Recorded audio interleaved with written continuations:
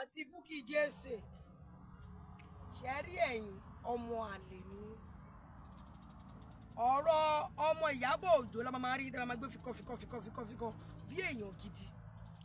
no Yèyé Mẹ́ṣọ̀ ó jáde fún bàbá yín ó bú yín ó bú bàbá tó bí yín lọ́mọ ṣẹ́rí bàbá Jesse bàbá ìgbàgbọ́ ni bàbá ti wá ní tí ẹ̀yin bá tiẹ̀ jẹ́ kí wọ́n ní iṣu èèyàn ló ń tọwọ́ èèyàn bẹ́po Yèyé Mẹ́ṣọ̀ jáde fún yín ó ní ègún tó wà lórí òun ló ràn ẹ̀yin torí ọ̀rọ̀ tó sọ pé ègún kan tó wà lórí bàbá Jesse ló ràn ẹ̀yin ẹ̀yẹn kọ́ tó wà lórí òun ló ràn ẹ̀yin no tí èèyàn bá ń bú ìránṣẹ́ Ọlọ́run ó máa bá ọ̀rọ̀ ẹ̀ kan gun ibì kan tí ó yẹ pé oru Lizzy bàbá Jesse ò wá bá ẹ kó tẹ̀ jẹ́ pé ó rà wá yìí ló bú àmàlà wá bá ẹ ó wá ń bú ẹ̀yin tó yẹ pé Bukky Jesse tí ẹ máa tó bá dórí ọ̀rọ̀ ọlọ́rọ̀ ẹ máa gbó gírangíran bí ajá kò ní dá fún ẹ kò ní ṣe no bó tiẹ̀ jẹ́ ọ̀rọ̀ díẹ̀ lẹ lè sọ mo tiẹ̀ ti mọ̀ pé Yèyé Mẹ́ṣọ̀ yálà yà yín ni ẹ lè withstand tó bá dé sí ẹ máa bẹ́ dànù Ìyábọ̀ Òjó lẹ máa ṣe fikọ́ mọ́ ẹni abárílà ńlẹ̀ dì mọ́ kẹ́tì ẹ̀ fún Yèyé Mẹ́ṣọ̀ lé sí ẹyọ kan báyìí pé Yèyé Mẹ́ṣọ̀ kì í ṣèmi ló ń bá wí Lizzy ọ̀rọ̀ yẹn ò ṣe tèmi bàbá mi kó tiẹ̀ sọ̀rọ̀ kẹ́ prove pé ọmọ ọkọ ni mi ò láti gbà tí Lizzy ti sọ̀rọ̀ ó ti ṣe díẹ̀ ó ti ṣọ́tà ọ̀sẹ̀ méjì ó ti jù bẹ́ẹ̀ lọ èmi kàn retí fídíò yẹn àzín ọmọ tó mèsì ọ̀rọ̀ gbogbo ayé ló gbọ́ Lizzy bú bàbá yẹn ẹ̀ẹ́dẹ̀ lè fèsì ṣùgbọ́n láfítà yẹn lẹ ṣe fídíò fún ọmọ Ìyábọ̀ Òjó tẹ́ ń bú gbogbo olórin lódo kí ló kàn yín bẹ̀ ìbàjẹ́ èèyàn ò dáṣẹ́ Olúwa dúró wàhálà tẹ kó sí yẹn lẹ́yìn àti Ìyábọ̀ Òjó bá ń jà ẹ fèsì Ìyábọ̀ Òjó kò kọ́ ẹ bímọ títí yín gbogbo ọkọ̀ tó bá rí fídíò lórúkọ Jésù bó ṣe ń bá mi ṣí ẹ̀ tó dẹ̀ ń repost ẹ̀ o ò ní gbégbìn o dẹ̀ wá ní gbèsè ẹ bí ọmọ títí yín ẹ sọ ń jọ sí ẹ̀yin máa lọ Tanzania ẹ máa lọ interview Joma Jos kìnnìkan wedding yẹn ò ní ṣeé ṣe tó fi ṣe gbogbo wedding wọn tó ṣe tó fi ṣe àgbékágbá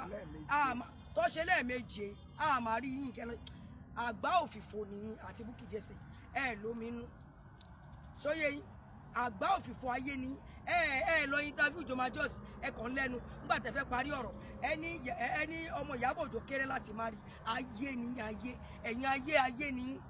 tí ọmọ yẹn bá wọ 31 tí ò tí ì má rí ẹ̀yin lẹ máa fi bú Ìyábọ̀ Òjó Ọlọ́run ṣe tiẹ̀ fún lákòókò tó ẹ kó bí ẹni ṣe bí ẹ̀gbọ́n ẹ ò tí ì má rí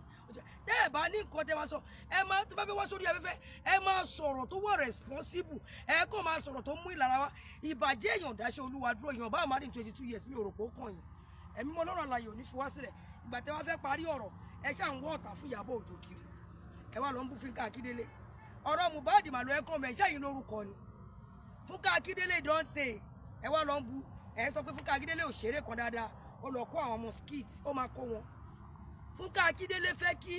ọmọ kékeré dìde ó ń gbé àwọn tó wà ní industry ó ń gbé wọn kí ló kàn yín pẹ̀lú yẹn ẹ wá ní ògo skit ọ̀tọ̀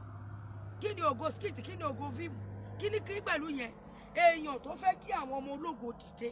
ní Fúnkẹ́ Akíndélé ẹ̀yin lẹ́ẹ̀lẹ́ wa lẹ́nìkan òwò ẹni mélòó ló ń wu ẹ̀yin mgbà tí Fúnkẹ́ Akíndélé ti wà ẹ̀yin láti sọ̀rọ̀ sí Fúnkẹ́ Akíndélé ta ló mọ̀ yín rí nígbà ayé Mohbad lọ́wọ́ èèyàn mọ̀ yín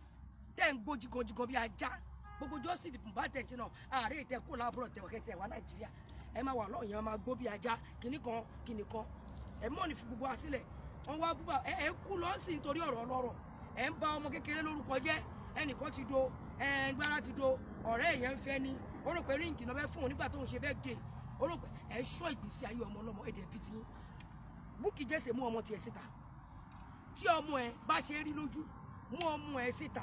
amúnugún ẹran ìbí yẹ nìyẹn aláìníròrí nìyẹn Bukky Jesse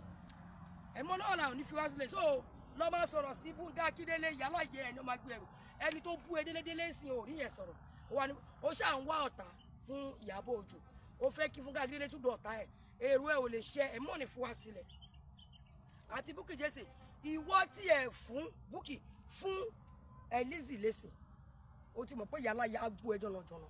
láti ìgbà tó ti bú yín èmi tí ẹ̀ wá rò pé ó ti bú bàbá Jesse èmi rò pé yìí máa proof pé ẹjọ́ ọmọ ọkọ ẹ ti ẹ̀ máa kàn dáhùn kẹsàn fèsì ṣùgbọ́n tí bá máa rí yín sìn tí bá máa ṣe fídíò kan ọ̀rọ̀ Priscilla ni bá máa sọ ẹnìkan ti do ẹnìkan ò dú ẹ̀yin kẹ́nìkan tó dú ẹ̀yin ẹnìkan ò fẹ́ kẹ́nìkan tó fẹ́ yín kì í ṣe obìnrin ni obìnrin ò kí ń bá obìnrin jẹ́